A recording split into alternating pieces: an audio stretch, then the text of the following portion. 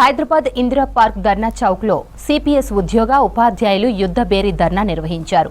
Go back UPS నినాదంతో తెలంగాణ రాష్ట్ర contributory pension employees union ఆధ్వర్యంలో నిరసన చేపట్టారు.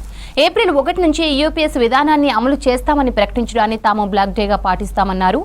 ప్రతి జిల్లాలో ప్రధానికి లేఖలు రాసి వినతి పత్రాలతో నిరసన వ్యక్తం చేసేందుకు మే 1న చెలో ఢిల్లీ పేరుతో పిలుపునిచ్చినట్లు తెలిపారు. సెప్టెంబర్ 1న హైదరాబాద్లో ఉద్యోగ ఉపాధ్యాయులు సామూహిక సెలవులు పెట్టి లక్ష కళాలతో కవాతు నిర్వహించనున్నట్లు తెలిపారు ఉద్యోగులు.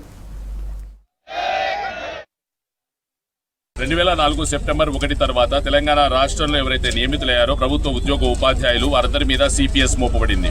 ఈ సిపిఎస్ అనేది ఒక దుర్మార్గమైన చర్య. దాని ద్వారా ఏ ప్రభుత్వ ఉద్యోగి కానీ ఉపాధ్యాయునికి కానీ పదవి విరమణానంతరం కనీసం 2,000 రూపాయలు, 3,000 రూపాయలు, 4,000 రూపాయలు కూడా వాళ్లకు పెన్షన్ రావట్లేదు అని చెప్పి గత దశాబ్ద కాలంగా మేము ఉద్యమాలు చేస్తున్నాం.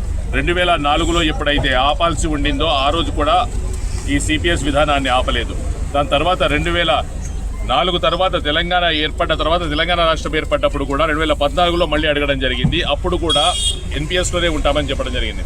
ఈ విధంగా 2 సార్లు మమ్మల్ని అన్యాయం చేశారనేది గుర్తించిన తర్వాత 2016లో తెలంగాణ రాష్ట్ర contributory pension scheme employees union ఆవిర్భవించి గత దశాబ్ద కాలంగా ఎన్నో కార్యక్రమాలు, శంఖారావం, జనజాతర, సాధనా సంకల్ప యాత్ర, సాధనా సంకల్ప సభలు, సామూహిక సెలవులు, ధర్మ దీక్షలు, ఎన్నో కార్యక్రమాలు చేసిన తర్వాత గ్రాట్యుటీ ఫ్యామిలీ పెన్షన్ సాధించుకున్నాం.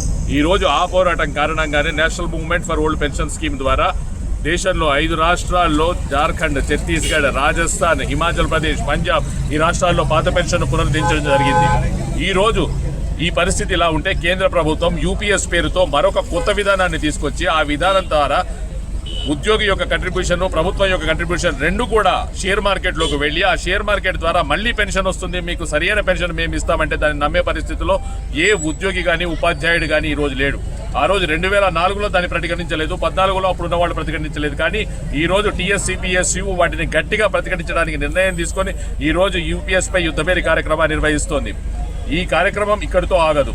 ఈ కార్యక్రమం నుంచి మొదలుపెట్టుకుని ఏప్రిల్ 1 నాడు బ్లాక్ డే, మే 1 నాడు చెలో ఢిల్లీ కార్యక్రమం పేరుతో పార్లమెంటు ముట్టడి 20 లక్షల మందితో చేయబోతున్నాం. అదేవిధంగా కాంగ్రెస్ ప్రభుత్వం ఏ విధంగా అయితే రాజస్థాన్, ఛత్తీస్గఢ్, జార్ఖండ్, హిమాచల్ ప్రదేశ్లో పాత పెన్షన్ పునరుద్ధరించిందో అదేవిధంగా మేనిఫెస్టోలో పెట్టిన విధంగా పాత పెన్షన్ పునరుద్ధరణను వెంటనే చేపట్టి సెప్టెంబర్ 1 లోపల పాత పెన్షన్ పునరుద్ధరించాల్సిందిగా కోరుతున్నాం. లేని పక్షంలో తప్పనిసరిగా సెప్టెంబర్ 1 నాడు లక్ష కళాల కవాతు పేరుతో టీఎస్సీపీఎస్యు హైదరాబాద్ నడిబొడ్డున ఉద్యోగ ఉపాధ్యాయుల శక్తి ఏంటో తెలియజేస్తుంది.